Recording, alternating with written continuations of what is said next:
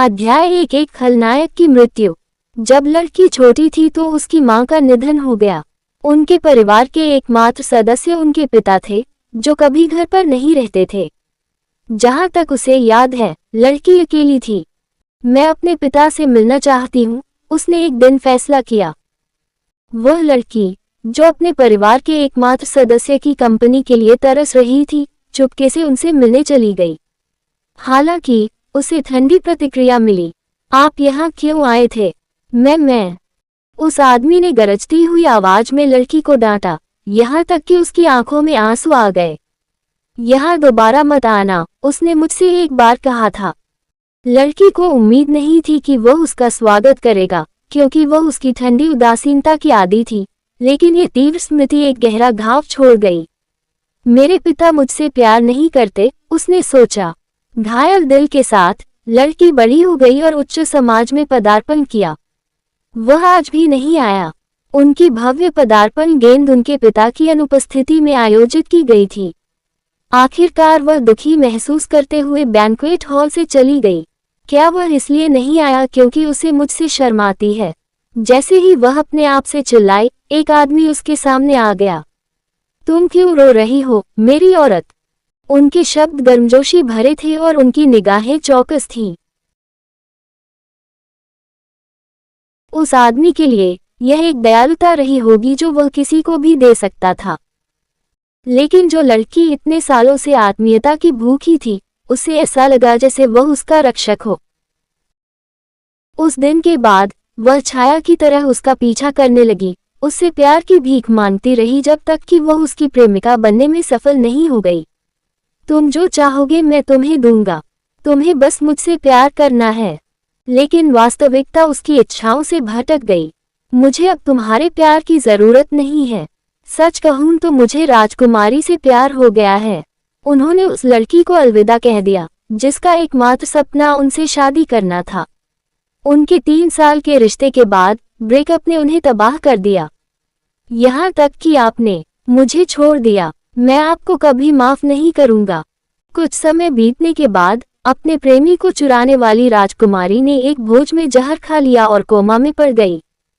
इससे एक समस्या उत्पन्न हो गई क्योंकि कई लोगों ने उस व्यक्ति को देखा था जिसने राजकुमारी को जहर का प्याला दिया था। क्या आपने उसे चोट पहुंचाने की कोशिश की? लड़की, जो अब खिलकर एक औरत बन चुकी थी, ने पागलपन से अपना सिर हिलाया। हालांकि जिस आदमी से वह प्यार करती थी उसे चुराने के कारण वह राजकुमारी से नफरत करती थी, लेकिन वह कभी भी उसे चोट नहीं पहुंचाना चाहती थी। उसने बस राजकुमारी को प्याला सौंप दिया था क्योंकि उसने अपनी प्यास बुझाने के लिए पे मांगा था। नहीं, यह मैं नहीं था, लेकिन किसी ने उसकी बात पर विश्वास नहीं किया। इस घटना के आसपास की परिस्थितियां, साथ ही उसका सामान्य आचरण, उसे अपराधी के रूप में चिन्हित करता है। जब यह निश्चित हो गया, तो सम्राट ने गुस्से में आदेश दिया, उस दुष्ट लड़की को भूमिगत जेल में ले जाओ। अभी, लेकिन कोई भी उसका आदेश लेने के लिए आगे नहीं बढ़ा। शायद इसका कारण ये था कि उस महिला के पीछे खड़ा व्यक्ति स्वयं सम्राट से भी अधिक भयभीत व्यक्ति था। पिताजी, हालांकि वह हमेशा उसके प्रति उदासीन रहे थे, फिर भी वे परिवार थे। महिला उसका हाथ पकड़कर रो पड़ी। अपनी उम्र के बावजूद वह एक युवा व्यक्ति की तरह दिखते थे। पिताजी, मैंने वास्तव में ऐसा नहीं किया। उसने उसे दूर कर दिया और उसकी आंखें आश्चर्य से फैल गईं। ड्यूक फ्लोएन ने बोलते समय सम्राट की ओर देखा। मैं व्यक्तिगत रूप से उसे गिरफ्तार करूंगा। सम्राट, जो अपने सामने उत्कृष्ट व्यक्ति से सावधान था, ने आह भरी। मैं तुम पर कैसे भरोसा कर सकता हूँ? मैं जानता हूँ कि तुम सिर्फ परेशानी पैदा करने वाले हो। ड्यूक फ्लोएन ने अपना गुस्सा शांत करने के लिए अपना मुंह खोला। अगर मैं उसे छाया के कमरे में बंद कर दूं तो आपके पास मुझ पर भरोसा करने के अलावा कोई विकल्प नहीं होगा। छाया कक्ष एक जेल की कोठरी थी जिसमें सबसे अक्षम्य पापियों को कैद किया जाता था। न तो जादू और न ही हथियार इसे तोड़ सकते थे, जिससे यह एक ऐसी जगह होने के लिए कुख्यात हो गया जहां आप एक बार प्रवेश करने के बाद कभी भी भाग नहीं सकते थे। केवल शाही परिवार के निकटतम सदस्य ही स्वतंत्र रूप से इसके दरवाजे खोल और बंद कर सकते थे, और इस स्थिति में उसे वहां कैद करने का मतलब था कि ड्यूक अपनी बेटी को छोड़ रहा था। आप मेरे साथ ऐसा कैसे कर सकते हैं? निराशा से भरी महिला को उसके ठंडे दिल वाले पिता ने भूमिगत कर दिया। ठंडी, बासी हवा में मछली जैसी गंध व्याप्त थी। उसके जीवन में पहली बार किसी जेल में प्रवेश करना बहुत डरावना था। लेकिन सबसे भयानक हिस्सा परछाइयों का कमरा था, जो अंधेरे में डूबा हुआ था। महिला ने कोठरी में प्रवेश करने से पहले अपनी किस्मत आजमाने का फैसला किया। पिताजी, मैं सचमुच में जाना। हालांकि उसने संकट में उसे पुकारा था, फिर भी एक बर्फीली आवाज उससे मिली। महिला को अवर्णनीय दर्द महसूस हुआ क्योंकि उसके आंसू उसके गालों से बहकर जमीन पर बिखर गए। मुझे सचमुच छोड़ दिया गया है। उसी क्षण उसके पिता ने उसे कोठरी में धकेलने से पहले उसे चुपचाप कुछ देने के लिए अपने कोट में हाथ डाला। सहन करना। जब दरवाजा बंद हुआ तो उसकी पथरीली आवाज को दरकिनार करते हुए एक चमकदार रोशनी ने एक चक्र बनाया और एक ज्यामितीय पैटर्न दिखाई दिया। ये प्रवेश द्वार को अवरुद्ध करने के लिए इस्तेमाल किया जाने वाला एक शक्तिशाली जादू था। उसके पिता ने उसे जो दिया था उसकी पुष्टि करने के बाद महिला दुख और हताशा से घिर गई थी। तुमने मुझे ये क्यों दिया? क्या आप चाहते हैं कि मैं आत्महत्या कर लूं? जैसे ही कोठरी के अंदर की ठंडी हवा उसकी त्वचा पर बसी, वैसे ही उसके परित्याग की वास्तविकता भी। महिला ने उस खंजर को पकड़ लिया जो उसके पिता ने उसे दिया था और चुपचाप रोती रही। कुछ समय बीतने के बाद एक अजनबी उस महिला के पास आया, जो अब निराशा और दुख से थक चुकी थी। शाही परिवार के प्रत्यक्ष वंशज के रूप में वह स्वतंत्र रूप से कक्ष में प्रवेश कर सकता था। राजकुमार, जो काला कवच पहने हुए था, एक रक्तपिपासु युद्ध कट्टरपंथी के रूप में प्रसिद्ध था। मैं उस पापी से पूछताछ करने आया हूं जिसने मेरी बहन को नुकसान पहुंचाया है। मेरे रास्ते से हट जाओ, उसने गार्डों को आदेश दिया। हालांकि उसका अपनी सौतेली बहन के साथ बुरा रिश्ता था, लेकिन यह संभावना नहीं थी कि यह आदमी उसे बचाने के लिए यहाँ था। वह शायद उसे यातना देना चाहता था, क्योंकि वही यातना देने में आनंद लेने के लिए जाना जाता था। लोग राजकुमार की उपस्थिति, जो सिर से पैर तक काले कवच में लिपटा हुआ था, जैसा कि अफवाहों में बताया गया था, ने महिला को और भी अधिक भयभीत कर दिया। जब वह डर से कांप रही थी, तो गार्ड सावधानी से बात कर रहे थे। वाय महामहिम, हम क्षमा चाहते हैं, लेकिन सम्राट महामहिम ने अभी तक पूछताछ को मंजूरी नहीं दी है। राजकुमार अचानक हंसा। आवाज इतनी भयानक थी कि पहरेदार भी कांप उठे। क्यों? क्या तुम्हें लगता है कि मैं उसे मार डालूंगा? थोड़ी देर की खामोशी छा गई। यह एक शब्दहीन पुष्टि थी। आखिरकार राजकुमार ने फिर से बात की। क्या मैं उससे पूछताछ करने से पहले तुम्हारा सिर काट दूं? जब गार्डों ने अपने होठों को एक पतली रेखा में दबाया, तो वह हंसा। कैदी तभी सच बताएगी जब वह मौत के कगार पर अत्यधिक दर्द सहेगी। वह महिला की ओर मुड़ा। ठीक है, चिंता मत करो, मैं तुम्हें नहीं मारूंगा। उसकी शांत आवाज, जिसने ऐसे क्रूर शब्द बोले, ने महिला के डर को और बढ़ा दिया। क्या वह मुझे मरने तक यातना देगा?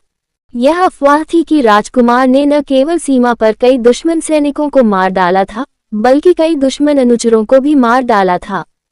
वह वास्तव में एक पागल तानाशाह था।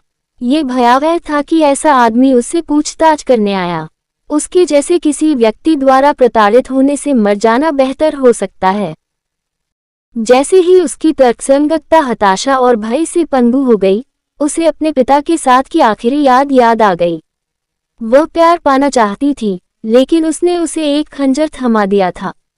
ये काफी अच्छा है कि ऐसा हुआ। मेरे जैसा कोई। महिला ने अब तक मिले अनगिनत अपमानों को दोहराया। ड्यूक फ्लोइन का एकमात्र अपमान, वह बेकार चीज जिसे हर कोई टालता था।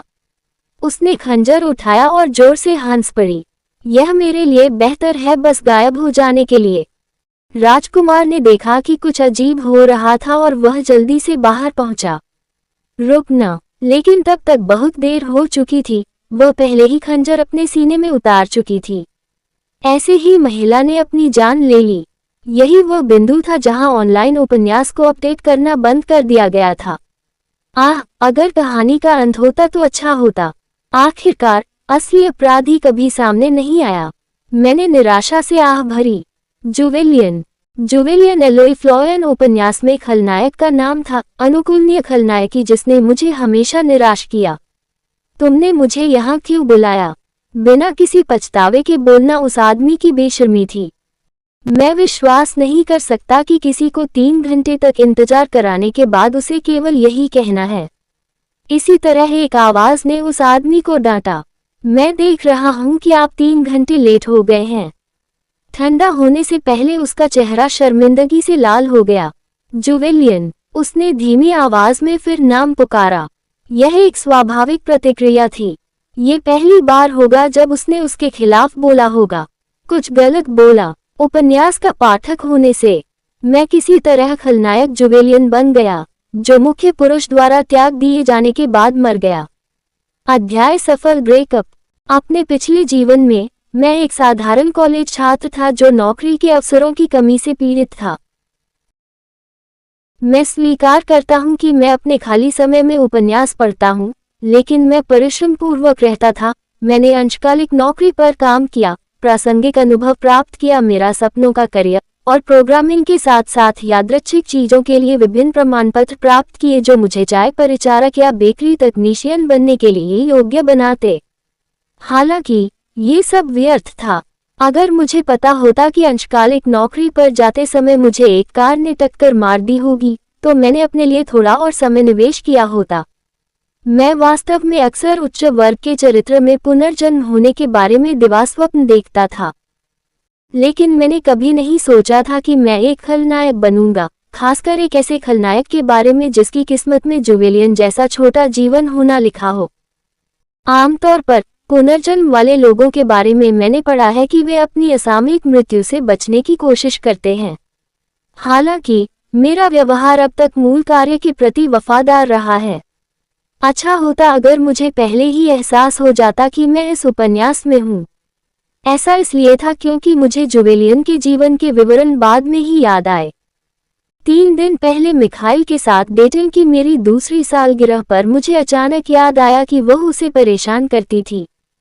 मुझे ये भी याद आया कि अन्य लोगों के आरोप, जिनके कारण मेरी मृत्यु हुई, ऐसे व्यवहार से पुष्ट होते हैं। जो कोई भी मिखाइल के पास आता था, मैं उसे लगातार परेशान करता था। अतीत में जुवेलियन नखरे दिखाता था और उन लोगों को कोसता था जो उससे बातचीत करने की कोशिश करते थे। ऐसे भी कई उदाहरण हैं जहां उनके परिवार के नाम के तहत धमकियां दी गईं। ये निश्चित रूप से सामान्य नहीं था। इन घटनाओं के कारण जुवेलियन, जो अब मैं था, के कई दुश्मन थे। सौभाग्य से मैं उपन्यास में उस बिंदु पर था जहां मैं अभी तक अन्य महत्वपूर्ण पात्रों से नहीं टकराया था, जैसे कि राजकुमारी और युवराज। मुझे अब अपना व्यवहार ठीक करने की जरूरत है। मैंने अपने खराब भविष्य को देखकर आह भरी। उसी क्षण मैंने एक गहरी आवाज को झुंझलाहट भरे स्वर में बोलते हुए सुना, क्या तुम नाराज हो क्योंकि मैं देर से आया? हमारे चैनल की कहानी देखने के लिए धन्यवाद।